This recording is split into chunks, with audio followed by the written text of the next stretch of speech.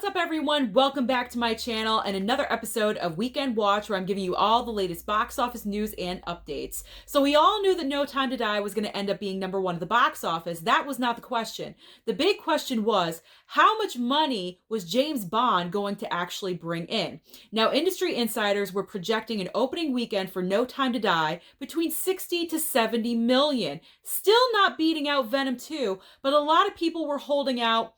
Maybe, could this possibly be the first 100 million of 2021? Nope.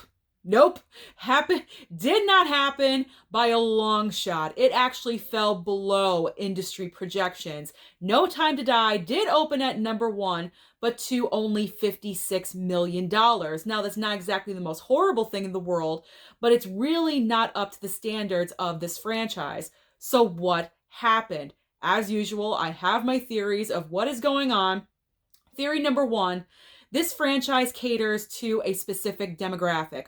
Older gentlemen, older crowd, older generation. So I'm thinking that this older demographic has really been the one that's been avoiding movie theaters since they reopened because of the pandemic, and they just didn't want to go. They didn't feel safe.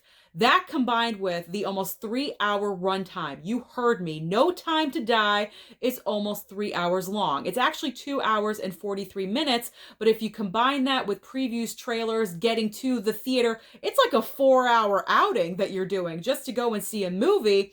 A lot of people don't have that kind of time.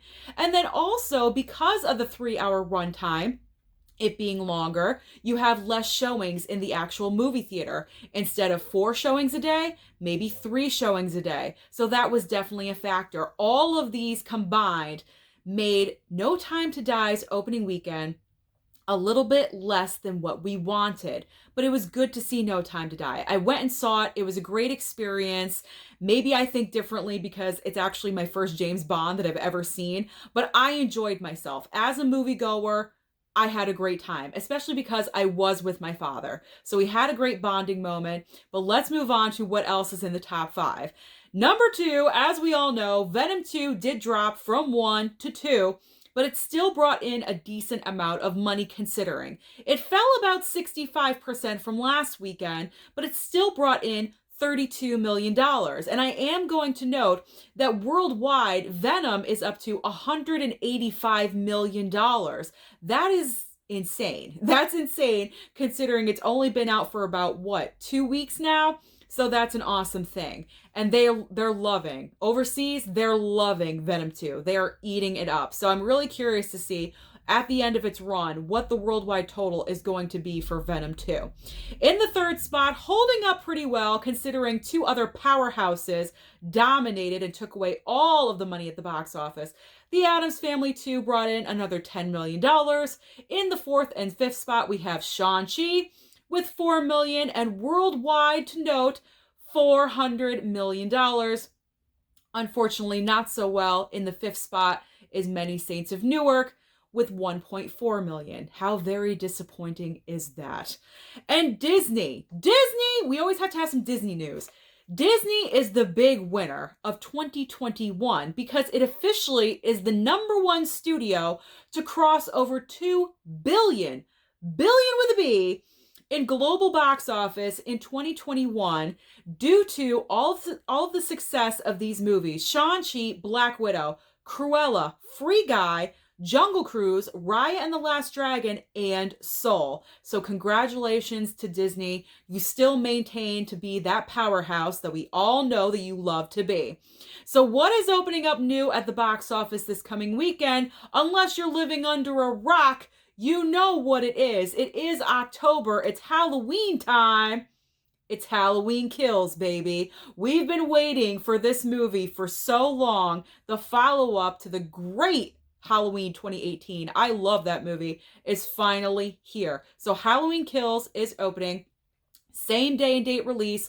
Also on Peacock. So if you don't feel like going out to the movie theater, if you're feeling a little sick and under the weather, you could watch it on Peacock. But I highly, highly encourage you guys to go out to your movie theater and give it your support because these movies need it. If you have the choice, if you could go to the theater, go to the theater. The other big new release is The Last Duel. Now, this is based on true events. It's a Ridley Scott movie. It does have Matt Damon, Ben Affleck, Adam Driver. I've seen the trailer a few times now.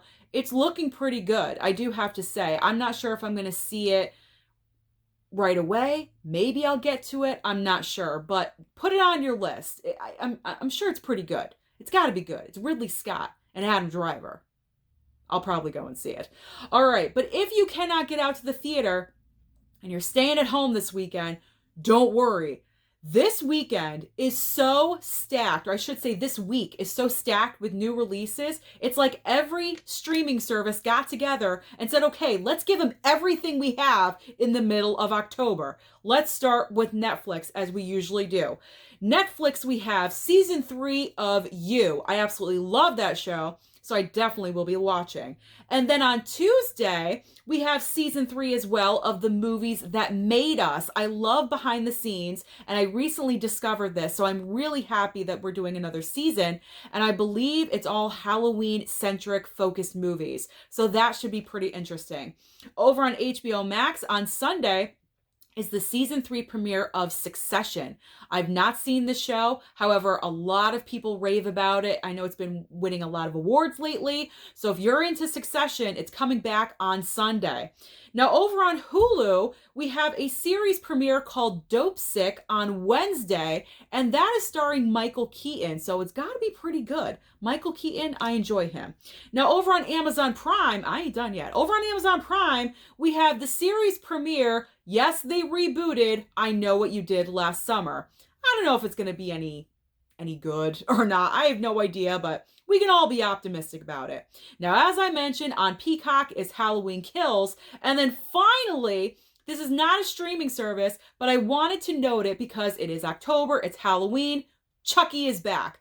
Chucky, the TV series, is going to debut on Tuesday on USA and on Sci-Fi. So that is everything. That's one hell of a weekend. Plenty of items for you guys to watch.